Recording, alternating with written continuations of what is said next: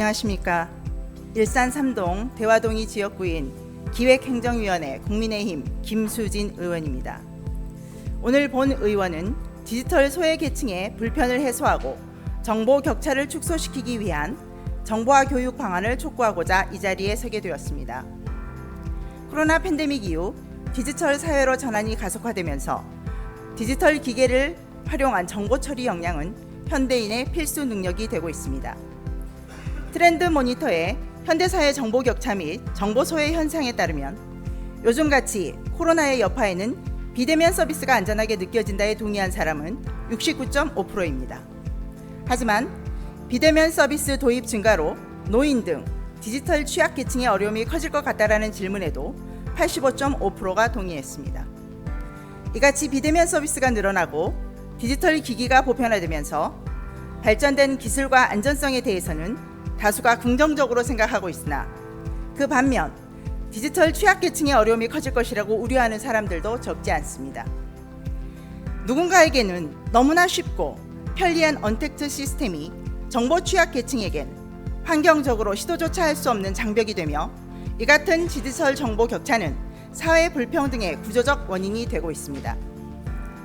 디지털 정보 격차는 단순한 격차가 아닌 인식과 생각, 문화 등 사회적 격차로 확대되어 소외 현상을 일으킬 수 있습니다. 실제로 우리는 배송 어플을 이용하여 식품을 구매하고 모바일 뱅크를 통해 은행 업무를 보며 매장에서는 키오스크와 무인 계산기를 이용하고 있습니다. 특히 문화시설이나 기차 또는 버스 등 교통수단 이용 시 온라인으로 예약 예매를 하는 것이 요즘 우리들에게는 더 익숙합니다. 그러나 이러한 디지털 문화가 익숙하지 않은 고령층은 예약 자리가 남아있지 않아 이용의 기회조차 박탈당하는 상황이 발생하기도 합니다. 또 키오스크 주문이 어려워 뒤에 줄 서 있는 사람들의 눈치를 보며 당혹해하는 어르신들의 모습이 낯설지만은 않습니다. 한국지능정보와 사회진흥원에서 실시한 2022년도 디지털 정보 격차 실태조사 결과에 따르면 고령층의 디지털 정보화 수준은 69.9%로 정보 취약 계층 중에서도 고령층이 가장 낮은 것을 알 수 있습니다. 분야별로 보면 고령층의 디지털 정보화 수준은 접근 93.1%, 역량 53.9%, 활용 72.3%입니다. 이것은 디지털 기기가 우리 생활에 보편화됨에 따라 고령층의 디지털 기기에 대한 접근은 쉬워졌으나 그 기기를 사용할 수 있는 능력이 매우 낮음을 의미합니다. 3년간 수치를 비교해보면 접근 지표는 매년 상승하고 있으나 디지털 기기 사용 능력과 활용도를 나타내는 역량과 활용은 큰 변화가 없습니다.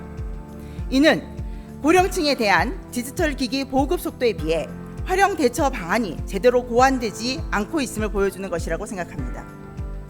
디지털 역량은 정보화 교육을 통해 충분히 강화될 수 있습니다.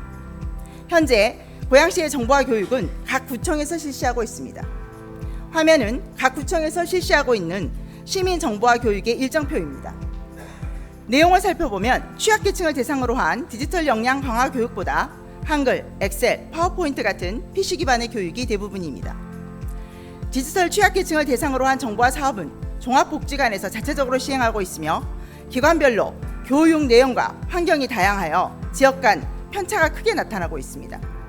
특히 도심에서 먼 외곽 지역에 사시는 어르신이나 거동이 불편한 어르신은 교육을 받기 어려운 환경이고 정보화 교육에 대한 홍보도 한계가 있어 그 속에서도 여전히 차별이 존재하고 있습니다. 정보화 시대 디지털 역량은 시민의 복지 수준에 큰 영향을 줍니다. 따라서 본 의원은 디지털을 가장 어려워하는 계층인 고령층을 위해 고양시에서 전방위적인 지원 체계를 마련할 것을 촉구합니다. 우선 고양시에서 어르신들의 수요를 반영한 맞춤형 교육 체계를 구축해야 합니다. 일반인 대상의 교육과 분리하여 정보 취약 계층을 대상으로 실생활 중심의 디지털 역량 교육을 강구할 필요가 있습니다. 또한 집 근처에서 쉽게 이용할 수 있는 공동 이용 시설을 디지털 교육장으로 활용하는 등 정보 접근성이 부족한 대상자들에게도 교육의 혜택을 받을 수 있도록 접근 방식에 대한 고민도 필요합니다. 이러한 고령층의 디지털 교육은 실제 우리 생활에서 사용하는 디지털 기기, 더 나아가 응급 상황 시 사용 가능한 기기나 효도리, 효순이 같이 고령층을 위해 개발되는 AI 돌봄 로봇의 사용까지 실생활 밀착형 교육이 제공되어야 합니다. 통계청은 우리나라의 65세 이상 고령 인구가 내년 1,000만 명을 넘어 인구 5명 중 1명이 노인인 초고령 사회로 진입할 것을 전망하고 있습니다. 디지털 고령 사회